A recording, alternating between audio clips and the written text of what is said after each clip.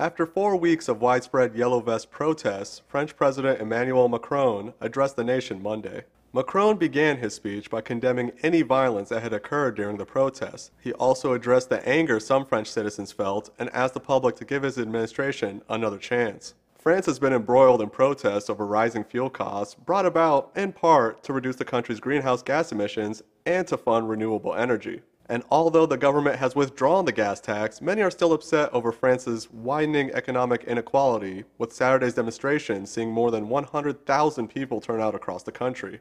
In his speech, Macron said he's partially responsible for the anger that continued the protests.